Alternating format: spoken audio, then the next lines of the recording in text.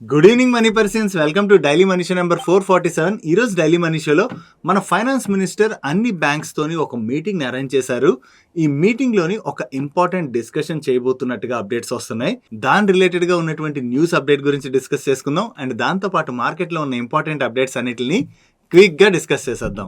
ముందుగా market update చూసినట్లయితే ఈ రోజు సెషన్ లో సెన్సెక్స్ 417 పాయింట్స్ పెరిగి 63,099 పాయింట్స్ కి క్లోజ్ అయినట్లయితే నిఫ్టీ 140 పాయింట్స్ పెరిగి 18,758 పాయింట్స్ కి క్లోజ్ అయింది. అండ్ ఈ రోజు సెషన్ లో మిడ్ క్యాప్ ఇండెక్స్ 0.96% పెరిగినట్లయితే స్మాల్ క్యాప్ ఇండెక్స్ 0.58% పెరిగింది. అండ్ బ్యాంక్ నిఫ్టీ 0.41% పెరిగింది. అండ్ ఈ రోజు ఇన్వెస్టర్స్ అబ్జర్వ్ చేయాల్సినటువంటి ఒక ఇంపార్టెంట్ ఈవెంట్ ఉన్నది. ఈ రోజు నైట్ యుఎస్ ఫెడ్ చైర్ అయినటువంటి జెరోమ్ పవెల్ గారి స్పీచ్ ఉన్నది. ప్రీవియస్ గా యుఎస్ ఫెడ్ కొంతమంది రిప్రజెంటేటివ్స్ యుఎస్ ఫెడ్ వాళ్ళు అంత అగ్రెసివ్ గా నెక్స్ట్ మీటింగ్ లో ఇంట్రెస్ట్ రేట్స్ పెంచకపోవచ్చని కామెంట్ చేయడం జరిగింది. ఆ టైంలో మనం యుఎస్ మార్కెట్స్ లోని పాజిటివ్ ర్యాలీ కూడా చూసాం. నౌ ఈ రోజు యుఎస్ ఫెడ్ చైర్ అయినటువంటి జెరోమ్ పవెల్ గారి స్పీచ్ లోని నెక్స్ట్ మీటింగ్ లో ఉండేటువంటి ఇంట్రెస్ట్ రేట్స్ రిలేటెడ్ గా ఏమైనా కామెంట్స్ చేస్తారేమో చూడాలి. ఒకవేళ ఈ స్పీచ్ లోని ఇంట్రెస్ట్ రేట్స్ రిలేటెడ్ గా ఆయన గానీ ఏమైనా అగ్రెసివ్ కామెంటరీ చేసినట్లయితే రేపు మన మార్కెట్ లో కొంత ప్రెషర్ చూసేటువంటి అవకాశం ఉన్నది. So we have to watch Powell గారు ఎటువంటి కామెంటరీ చేస్తారో. నెక్స్ట్ లాస్ట్ 10 years లోని ఎవ్రీ డిసెంబర్ మంత్ లో నిఫ్టీలో ఉన్నటువంటి వేరియస్ ఇండెక్సెస్ ఎలా పెర్ఫార్మ్ చేశాయన్న డేటాని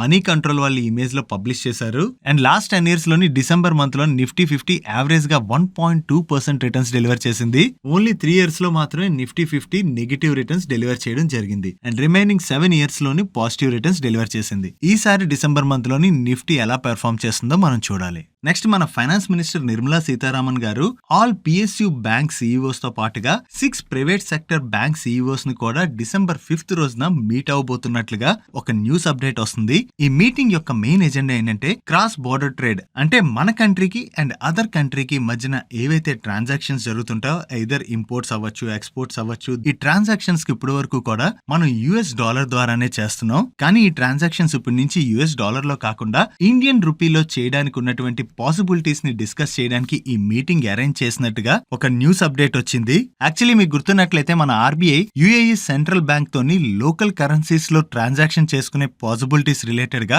డిస్కషన్స్ జరుపుతున్నట్లుగా వచ్చినటువంటి న్యూస్ అప్డేట్ గురించి మనం డిస్కస్ చేసుకున్నాం కదా. నౌ ఇప్పుడు యుఏఈ తోనే కాకుండా వేరియస్ అదర్ కంట్రీస్ తో కూడా మన ఇండియన్ రూపీలో ట్రాన్సాక్షన్స్ చేసుకునేటువంటి పాసిబిలిటీస్ ని మన గవర్నమెంట్ కన్సిడర్ చేస్తున్నట్టుగా మనం అర్థం చేసుకోవచ్చు. ఇలా చేసినట్లయితే వన్ థింగ్, మనం డాలర్ మీద ఉన్నటువంటి డిపెండెన్సీని తగ్గించుకోవచ్చు. ఇలా డాలర్ మీద డిపెండెన్సీ తగ్గడం వలన ఒకటి మన ఫారెక్స్ రిజర్వ్స్ పెరుగుతాయి. అండ్ అంతేకాకుండా మన మీద పడుతున్నటువంటి ట్రాన్సాక్షన్ ఛార్జెస్ కూడా తగ్గుతాయి. బికాస్ ఫస్ట్ మనం అదర్ కంట్రీ నుంచి ఏదైనా ఇంపోర్ట్ చేసుకుంటున్నాం అనుకోండి, మనం డాలర్స్ లో పే చేస్తాం కదా. ఇలా డాలర్ లో పే చేయడానికి ఫస్ట్ మన కరెన్సీని డాలర్ లో కన్వర్ట్ చేయవలసి ఉంటుంది. అండ్ అగైన్ డాలర్ లో పే చేసిన తర్వాత అదర్ కంట్రీ కూడా ఆ డాలర్ ని వాళ్ళ లోకల్ కరెన్సీలోకి మార్చుకోవాల్సి ఉంటుంది. ఈ ట్రాన్సాక్షన్ ఛార్జెస్ అన్నిటిని కూడా మనం అవాయిడ్ చేయొచ్చు. అండ్ మన రూపీని కూడా స్ట్రెంథన్ చేసుకునేటువంటి అవకాశం ఉంటుంది. సో దీని గురించేనే గవర్నమెంట్ సెవరల్ కంట్రీస్ తో ఆల్రెడీ డిస్కషన్స్ జరుపుతున్నట్లుగా అప్డేట్స్ వస్తున్నాయి. నో ఈ డిస్కషన్స్ జరిగిన తర్వాత first of all other countries accept చేయాలి. ఒకవేళ యాక్సెప్ట్ చేసినట్లయితే మన బ్యాంకింగ్ సిస్టమ్ కూడా దానికి రెడీగా ఉండాలి. కాబట్టి మన బ్యాంక్స్ తోని ఈ మీటింగ్ అరేంజ్ చేసినట్లుగా ఈ న్యూస్ అప్డేట్ వస్తుంది. అండ్ ఈ మీటింగ్ లోని ఈవెన్ బ్యాంక్ సిఇఓసే కాకుండా రిజర్వ్ బ్యాంక్ కి చెందినటువంటి రిప్రజెంటేటివ్స్ కూడా పాల్గొనబోతున్నట్లుగా చెప్తున్నారు. ఒకవేళ ఇది గనక జరిగినట్లయితే అది మన రూపీ రిలేటెడ్ గా మనం పాజిటివ్ గా అర్థం చేసుకోవచ్చు. We have to wait and see దీని రిలేటెడ్ గా గవర్నమెంట్ ఆఫ్ ఇండియా దగ్గర నుంచి డిసెంబర్ 5th రోజున ఏదైనా అప్డేట్ వస్తుందేమో. అండ్ దీంతో పాటు రీసెంట్ గా మన reserve bank of India digital రూపీని లాంచ్ చేయడం జరిగింది కదా. అండ్ ఇప్పటి వరకు ఈ డిజిటల్ రూపీని కమర్షియల్ ట్రాన్సాక్షన్స్ కోసం యూజ్ చేశారు. నౌ డిసెంబర్ 1st నుంచి రీటైల్ డిజిటల్ రూపీని ఫస్ట్ పైలట్ ప్రాజెక్ట్ కింద లాంచ్ చేయబోతున్నట్టుగా చెప్తున్నారు. సో ఈ రీటైల్ డిజిటల్ రూపీని డిసెంబర్ 1st లాంచ్ చేస్తున్నారు కదా. ఫస్ట్ ఆఫ్ ఆల్ దీన్ని లాంచ్ చేయడానికి RBI, state bank of India, ICICI bank, Yes bank and IDFC banks ని పార్ట్నర్స్ గా చేసుకుని ఈ రీటైల్ డిజిటల్ రూపీని లాంచ్ చేయబోతున్నట్టుగా అప్డేట్ చేస్తున్నారు. నౌ రీటైల్ డిజిటల్ రూపీ కూడా రానున్నది కదా. ఈ రీటైల్ డిజిటల్ రూపీ వచ్చినట్లయితే మనకి ఏం అడ్వాంటేజెస్ ఉన్నాయి, అలాగే ఈ డిజిటల్ రూపీకి క్రిప్టో కరెన్సీకి ఉన్నటువంటి తేడా ఏంటి, ఈ డీటెయిల్స్ అన్నిటిని ఆల్రెడీ డీటెయిల్ గా ఎక్స్ప్లెయిన్ చేస్తూ మన ఛానల్లోని 3 weeks బిఫోర్ వీడియోని రిలీజ్ చేయడం జరిగింది. ఒకవేళ మీరెవరైనా ఈ డిజిటల్ రూపీ గురించి తెలుసుకోవాలనుకుంటే ఈ వీడియోని ఈ రోజు డైలీ మనీ షోకి ఎండ్ కార్డ్ లో ఉంచుతాను, మిస్ అవ్వకుండా చూడండి. ఈ వీడియోలో ఇన్ఫర్మేషన్ షేర్ చేయడానికి మీ మనీ పర్స్ టీమ్ ఏవైతే ఎఫర్ట్స్ పెడుతుందో ఆ ఎఫర్ట్స్ కనుక మీకు హెల్ప్ఫుల్ అవుతున్నట్లయితే ఈ వీడియోని ఖచ్చితంగా లైక్ చేయండి. నెక్స్ట్ జొమాటోలోని అలీబాబా వాళ్ళు వాళ్ళ ఎఫిలియేట్ కంపెనీస్ అయినటువంటి Alipay Singapore holding PTE limited and Antfin Singapore holding PTE limited ద్వారా ప్రెసెంట్ 12.98% స్టేక్ ని హోల్డ్ చేస్తున్నారు. అండ్ ఈ జొమాటోలోని వీళ్ళు ఈ రోజు బ్లాక్ డీల్ లోని 3% ఈక్విటీ అంటే $200 మిలియన్ షేర్స్ సెల్ చేయొచ్చు అని చెప్పి నిన్న నైటే న్యూస్ అప్డేట్ వచ్చింది. అండ్ ఈ రోజు జొమాటోలో కూడా ఒక బ్లాక్ డీల్ జరిగింది. ఈ బ్లాక్ డీల్ లో 27.36 crore షేర్స్ అంటే 3.4% ఈక్విటీ, ఈచ్ షేర్ 64 రూపీస్ చొప్పున హ్యాండ్స్ చేంజ్ అయినట్టుగా అప్డేట్స్ వస్తున్నాయి. సో ఈ బ్లాక్ డీల్ లోని అలీబాబా వాళ్ళే సెల్ చేసి ఉండొచ్చు. అండ్ వీళ్ళ దగ్గర నుంచి ఎవరు బై చేశారన్న అప్డేట్ మనకి ఈ రోజు నైట్ గా అప్డేట్ అవుతుంది. నెక్స్ట్ టాటా వాళ్ళు ఇండియాలో ఐఫోన్ ని మ్యానుఫ్యాక్చర్ చేసేటువంటి విస్టర్న్ వాళ్ళతోని ఇండియాలో ఒక జాయింట్ వెంచర్ ని ఫామ్ చేసి యాపిల్ ప్రొడక్ట్స్ ని మ్యానుఫ్యాక్చర్ చేయబోతున్నట్టుగా సెప్టెంబర్ లో న్యూస్ అప్డేట్స్ వచ్చాయి. కాకపోతే ఆ టైంలో టాటా గ్రూప్ దగ్గర నుంచి ఎటువంటి అఫీషియల్ కమ్యూనికేషన్ కూడా రాలేదు. అగైన్ మళ్ళీ ఈ రోజు దీని రిలేటెడ్ గా న్యూస్ అప్డేట్ వచ్చింది. టాటా గ్రూప్ వాళ్ళు ఈ విస్టర్న్ యొక్క కర్ణాటకలోని యాపిల్ మ్యానుఫ్యాక్చరింగ్ ప్లాంట్ ఏదైతే ఉందో దీన్ని 4,000 to 5,000 crores పెట్టి అక్వైర్ చేయడానికి చూస్తున్నారని ఈ మ్యాటర్ తెలిసిన కొంతమంది ఈ విషయాన్ని షేర్ చేసినట్టుగా న్యూస్ సర్క్యులేట్ అవుతుంది. అండ్ టాటా గ్రూప్ వాళ్ళు వాళ్ళ సబ్సిడరీ కంపెనీ అయినటువంటి టాటా ఎలక్ట్రానిక్స్ ప్రైవేట్ లిమిటెడ్ తోని ఈ ఎక్విజిషన్ చేయడానికి చూస్తున్నట్లుగా, ఒకవేళ ఈ ఎక్విజిషన్ గనక చేసినట్లయితే టాటా ఎలక్ట్రానిక్స్ ప్రైవేట్ లిమిటెడ్ యొక్క precision engineering capabilities ramp up అవుతాయని చెప్పి వీళ్ళు చెప్తున్నారు. బట్ దీని రిలేటెడ్ గా కూడా ఇప్పటి వరకు టాటా దగ్గర నుంచి ఎటువంటి అఫీషియల్ కమ్యూనికేషన్ కూడా రాలేదు. అండ్ కోవిడ్ టైం నుంచి చైనాలోని చైనీస్ గవర్నమెంట్ ఫాలో అవుతున్నటువంటి జీరో కోవిడ్ పాలసీ వలన లార్జెస్ట్ ఐఫోన్ మ్యానుఫ్యాక్చర్ అయినటువంటి ఫాక్స్కాన్ వాళ్ళు మ్యానుఫ్యాక్చరింగ్ రిలేటెడ్ గా స్ట్రగుల్ అవుతూ ఉన్నారు. సో ఐఫోన్ వాళ్ళు వాళ్ళకు ఉన్నటువంటి డిమాండ్ ని క్యాటర్ చేసేందుకు ఇప్పుడు ఈ మ్యానుఫ్యాక్చరింగ్ ని ఎక్కువగా ఇండియాకి కనుక ఒకవేళ షిఫ్ట్ చేసినట్లయితే అది వెస్టర్న్ వాళ్ళకి అడ్వాంటేజ్ అవబోతుంది. సో టాటా వాళ్ళు ఇప్పుడు వెస్టర్న్ అక్వైర్ చేసినట్లయితే అది టాటా గ్రూప్ కి అడ్వాంటేజ్ అవుతుంది. అండ్ టాటా గ్రూప్ రిలేటెడ్ గా మరొక అప్డేట్ కూడా ఉన్నది. టాటా గ్రూప్ వాళ్ళు మన ఇండియన్ గవర్నమెంట్ దగ్గర నుంచి ఎయిర్ ఇండియాని అక్వైర్ చేశారన్న అప్డేట్ మీ అందరికి ఐడియా ఉంది కదా. అండ్ వీళ్ళు ఆపరేట్ చేసేటువంటి అనదర్ ఎయిర్లైన్స్ అయినటువంటి విస్తారాని అండ్ ఎయిర్ ఇండియాని మర్జ్ చేయబోతున్నట్టుగా అప్డేట్ వస్తున్నది. ఈ మర్జర్ ద్వారా వీళ్ళ ఆపరేషనల్ కాస్ట్ తగ్గించుకోవడంతో పాటు ఎఫిషియెంట్ సర్వీసెస్ ని అందించడానికి ట్రై చేస్తున్నట్టుగా ఈ న్యూస్ అప్డేట్ లో చెప్తున్నారు. అండ్ ఈ మర్జర్ కనుక కంప్లీట్ అయినట్లయితే ఇండియాలోనే ఇది సెకండ్ లార్జెస్ట్ ఎయిర్లైన్ కంపెనీగా అవతరించనున్నది. Next IDFC limited and IDFC first bank యొక్క మర్జర్ కి ఇంతకు ముందు వీళ్ళ ఏఎంసీ బిజినెస్ అడ్డుగా ఉండేది. సో వీళ్ళ ఏఎంసీ బిజినెస్ ని వీళ్ళు డైవర్స్ చేయబోతున్నట్టుగా ప్రీవియస్ గా అప్డేట్ చేశారు. అండ్ వీళ్ళ దగ్గర నుంచి ఏఎంసీ బిజినెస్ ని బంధన్ ఫైనాన్షియల్ హోల్డింగ్స్ లిమిటెడ్ వాళ్ళు మరికొంతమంది కన్సోర్టియం పార్ట్నర్స్ తో కలిపి అక్వైర్ చేయబోతున్నట్టుగా ప్రీవియస్ గానే వీళ్ళ అప్డేట్ రిలీజ్ చేయడం జరిగింది. కాకపోతే ఈ ఎక్విజిషన్ కి వీళ్ళకి వేరియస్ అప్రూవల్స్ రావాల్సి ఉన్నది. నౌ ఈ ఎక్విజిషన్ కి వీళ్ళకి సెబీ దగ్గర నుంచి అప్రూవల్ వచ్చినట్లుగా వీళ్ళు అప్డేట్ చేస్తున్నారు. నౌ ఎక్విజిషన్ కి సెబీ దగ్గర నుంచి అప్రూవల్ వచ్చింది కాబట్టి వీళ్ళ ఏఎంసీ బిజినెస్ ని వీళ్ళు డైవర్స్ చేసేస్తారు. దాంతో IDFC limited and IDFC first bank యొక్క మర్జర్ మరికొంత ముందుకు వెళ్ళనున్నది. నెక్స్ట్ రైస్ స్టాక్స్ రిలేటెడ్ గా ఒక అప్డేట్ వచ్చింది. మన ఇండియన్ గవర్నమెంట్ ప్రీవియస్ గా organic non basmati broken rice exports పైన కొన్ని రెస్ట్రిక్షన్స్ విధించడం జరిగింది. నౌ గవర్నమెంట్ ఆఫ్ ఇండియా ఈ రిస్ట్రిక్షన్స్ ని ఎత్తివేస్తున్నట్లుగా అప్డేట్ వస్తుంది. గవర్నమెంట్ ఒకవేళ ఈ రిస్ట్రిక్షన్స్ ని ఎత్తివేసినట్లయితే వీళ్ళు organic non basmati broken rice exports చేసుకోవచ్చు. కాకపోతే ఇది రైస్ స్టాక్స్ రిలేటెడ్ గా పెద్ద పాజిటివ్ అప్డేట్ కాదు.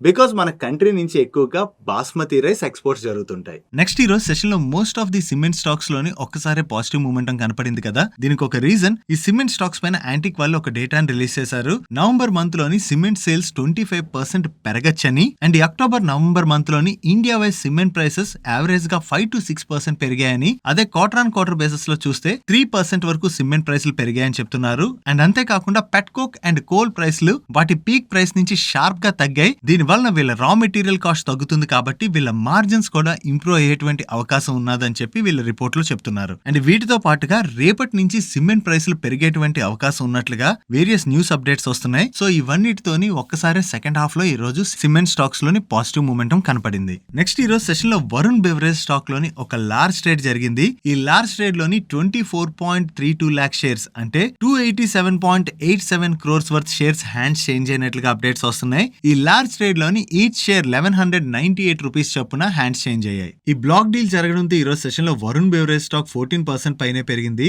యాక్చువల్లీ ఈ రోజు MSCI గ్లోబల్ స్టాండర్డ్ ఇండెక్స్ లోని TVS Motors, Varun beverages, tube investments, India hotels, Bajaj holding stocks ని యాడ్ చేశారు. దాని యొక్క రీబ్యాలెన్స్ జరిగేటువంటి రోజు ఈ రోజే. దాంతోనే ఈ రోజు సెషన్ లో లాస్ట్ హాఫ్ అన్ అవర్ లోని ఈ రీబ్యాలెన్స్ జరిగి ఉంటుంది. దాని వల్లనే మనకి వరుణ్ బెవరేజ్ స్టాక్ లోని ఇంత పాజిటివ్ మూమెంటం కనపడింది. ఈవెన్ వరుణ్ బెవరేజ్ తో పాటు రిమైనింగ్ స్టాక్స్ లోని బజాజ్ హోల్డింగ్ స్టాక్ కూడా ఈ రోజు 9% పైనే పెరిగింది. నెక్స్ట్ కిల్పెస్ట్ వాళ్ళ దగ్గర నుంచి ఒక అప్డేట్ వచ్చింది. ఈ కిల్పెస్ట్ వాళ్ళ సబ్సిడరీ అయినటువంటి 3B black biotech India limited వాళ్ళు యూరోపియన్ బేస్డ్ కంపెనీలోని 100% స్టేక్ ని అక్వైర్ చేసేందుకు గాను non binding letter of intent అంటే LOA సైన్ చేసినట్టుగా అప్డేట్ చేస్తున్నారు. ఈ European based company life science and molecular diagnostic market కోసం ఇన్నోవేటివ్ హై క్వాలిటీ ప్రొడక్ట్స్ ని డెవలప్ చేసి మ్యానుఫ్యాక్చర్ చేస్తారని వీళ్ళు అప్డేట్ చేస్తున్నారు. అండ్ ఈ ఎక్విజిషన్ ని కంప్లీట్ గా వీళ్ళ ఇంటర్నల్ ఎక్యూరల్స్ ద్వారానే జరపబోతున్నట్లుగా వీళ్ళు అప్డేట్ చేస్తున్నారు. ఈ అప్డేట్ రావడంతో ఈ రోజు సెషన్ లోని కిల్పెస్ట్ స్టాక్ పాజిటివ్ గా రియాక్ట్ అయింది. నెక్స్ట్ ఈ రోజు సెషన్ లో అశోక్ లైలాండ్ మీద ఒక ఎలిగేషన్ వచ్చింది. అశోక్ లైలాండ్ వాళ్ళు supreme court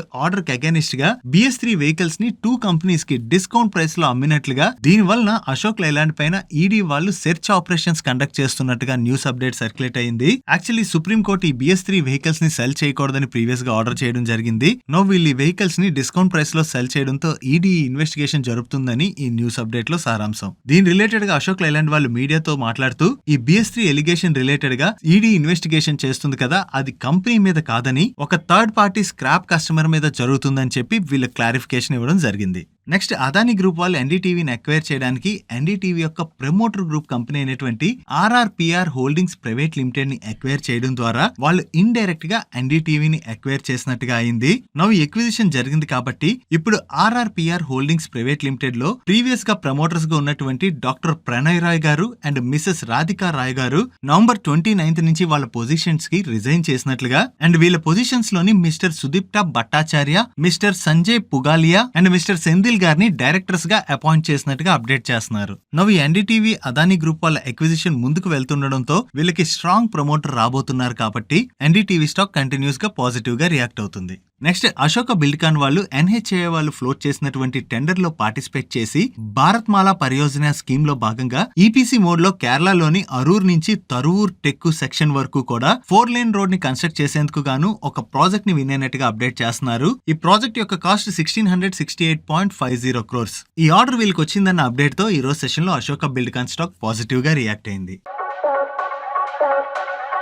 next coming to today's comments corner. ఈ రోజు క్వశ్చన్ ని మణిరాజు గారు అడుగుతున్నారు. ఆయన ఏమడుగుతున్నారంటే, if I invested 5 lakhs in mutual funds for 20 years, how much I will get approximately. Maniraju గారు, మీరు ఒకవేళ 5 lakhs రూపీస్ ఇప్పుడు మ్యూచువల్ ఫండ్స్ లో ఇన్వెస్ట్ చేద్దాం అనుకుంటున్నారు. ఫర్ సపోజ్ నేను ఇండెక్స్ ఫండ్ నే కన్సిడరేషన్ లోకి తీసుకుంటున్నాను. అండ్ మన స్టాక్ మార్కెట్స్ లాంగ్ టర్మ్ లోని 12% రిటర్న్స్ జనరేట్ చేస్తున్నాయి కాబట్టి నేను మీరు చేయబోయేటువంటి ఇన్వెస్ట్మెంట్ మీద ఎక్స్పెక్టెడ్ రిటర్న్ 12% గా పెట్టుకుని క్యాలిక్యులేట్ చేస్తున్నాను. ఇలా ఒకవేళ మనం క్యాలిక్యులేట్ చేసినట్లయితే మీరు 5 lakhs ప్రెసెంట్ ఇన్వెస్ట్ చేస్తున్నారు కాబట్టి ఆ డబ్బులు మీ దగ్గర నుంచి వెళ్తాయి. దానివల్లనే మీకు ఇక్కడ కనబడుతున్నటువంటి ఇమేజ్ లోని -5 lakhs అని ఉన్నది ప్రెసెంట్ వాల్యూ.